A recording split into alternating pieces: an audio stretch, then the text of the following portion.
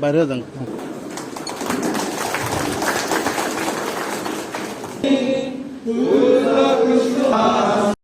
পৰ্বতজোৰা বিধানসভা সমষ্টি এই সমষ্টিৰ আমাৰ দলৰ কাৰ্যকৰ্তাসকলৰ লগত ভাৰতীয় জনতা পাৰ্টীৰ কাৰ্যকৰ্তাসকলৰ লগত কিছু অন্তৰংগ আলাপ কৰিবৰ কাৰণে উপস্থিত হৈছোহি। UPPL আৰু ভাৰতীয় জনতা পাৰ্টি দুয়োটা দলৰ এলায়েন্সৰ জৰিয়তে এলেকাত আমি নিৰ্বাচনৰ বিগত দিনবিলাকত আৰু এই দুয়োটা দলৰ আমাৰ কাৰ্যকৰ্তাসকলৰ মাজত আগন্তুক দিনত আমি আগুৱাই যাব পাৰোঁ।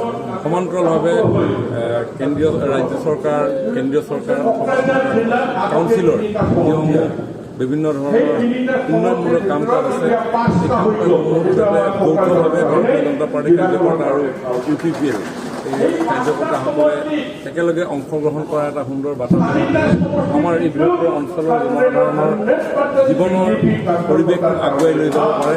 এনেধৰণৰ বহু ইতিবাচক চিন্তাৰে আমি ইয়াতে উপস্থিত হৈছোহি। এইটো সমগ্ৰ কোকৰাঝাৰ জিলাখনতে এনেধৰণে এজন মন্ত্ৰীয়ে দুটা বিধানসভা সমষ্টিৰ দায়িত্বত আছে।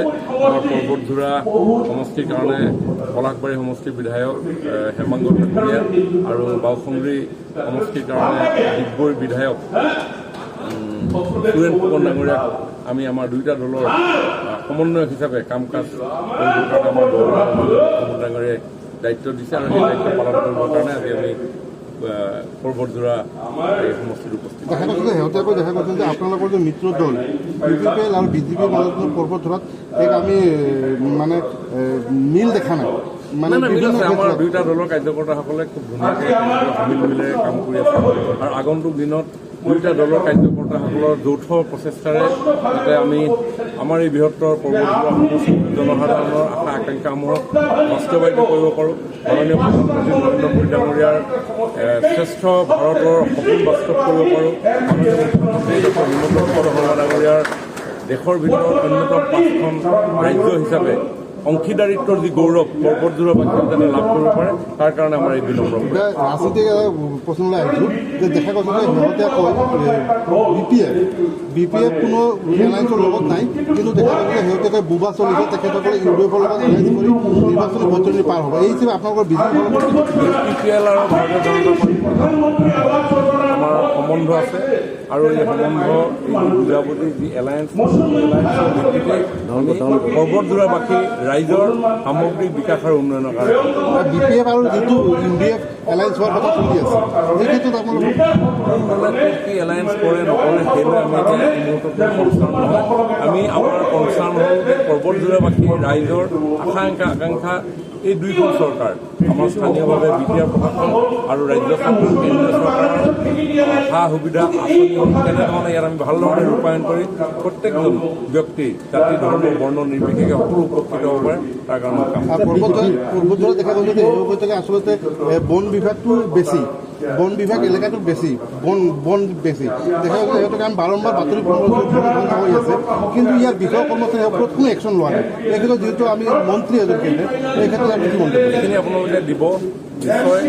আমাৰ প্ৰকৃতি ৰক্ষাৰ কাৰণে আমাৰ মাননীয় প্ৰধানমন্ত্ৰী মাননীয় মুখ্যমন্ত্ৰীয়ে বিশেষ গুৰুত্ব প্ৰদান কৰি আহিছে। আজি কেইদিনমানৰ আগতে 1 কোটি গছ পুলি ৰোপণৰ জৰিয়তে অমৃত বৃক্ষ আমি পালন কৰিছোঁ। গতিকে আমাৰ বননি জীৱ জন্তু চৰাই চিৰিকটি কীট পতংগ সকলোবিলাক জৈৱ বৈচিত্ৰ্যটো ৰক্ষা কৰিবৰ কাৰণে আমি কাম কৰিব লাগিব ৰাইজৰ সহযোগত। আৰু সেই এখন ভাৰসাম্য প্ৰকৃতি থাকিলেহে মানুহ জীয়াই থাকিব পাৰিব। গতিকে মানুহ জীয়াই থাকিব পৰা এনেধৰণৰ কাম আমি কৰিমেই আৰু মানুহৰ বিপৰীতে প্ৰকৃতিৰ বিপৰীতে কোনেও কাম নকৰে তাৰ কাৰণে আমি প্ৰত্যেকজন জনসাধাৰণ দায়বদ্ধ হ'ব। BTR যিহেতু অসমৰ এটা অংশ, BTRত দেখা গৈছে দুটাকৈ সমষ্টি আছে, লোকসভা সমষ্টি। দুটাকৈ লোকসভা সমষ্টি BJPয়ে জিকিব পাৰিব নেকি বা মিত্ৰজোঁটে জিকিব পাৰিব নেকি? জিকিব লাগিব। অসমত আমাৰ চৰকাৰে যোৱা প্ৰধানমন্ত্ৰী নৰেন্দ্ৰ মোদী ডাঙৰীয়াৰ নেতৃত্বত যোৱা 9টা বছৰে যেনেধৰণে চৰকাৰখনক একেবাৰে জনসাধাৰণৰ কাষলৈ লৈ গ'ল, of the people, by the people, for the people, এইটো কেৱল সংবিধানত লিপিবদ্ধ হৈ আছিল। যোৱা দিনবিলাকত যিবিলাক দলে চৰকাৰ গঠন কৰিছিল তেওঁলোকে সেইখিনি ইমপ্লিমেণ্ট কৰা নাছিল। কিন্তু আমি সবকা সাথ, সবকা বিকাশ, সবকা বিশ্বাস, দৰিদ্ৰ নাৰায়ণৰ সেৱা, সৰ্বব্যাপী, সৰ্বস্পৰ্শী, অন্তৰ্দয় সমাজৰ নিৰ্দিষ্টৰ মানুহৰ উন্নয়ন, গোটেই কথা বতৰাবিলাক একেবাৰে গ্ৰাম্য অঞ্চলৰ একেবাৰে শেষত থকা মানুহজনেও পাইছে। আজি প্ৰত্যেকৰ ঘৰত আজি বিজুলী বাতি আজি জ্বলি উঠিছে, তাতে সেই কণমানি শিশুটিও তাতে শিক্ষা গ্ৰহণ কৰাৰ অধিকাৰ পাব পাৰে।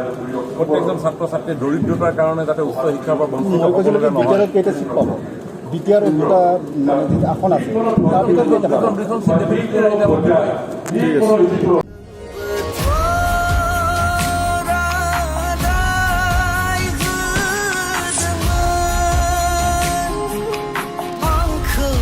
फैजासिम अराय समसिम नेनानै थागोन।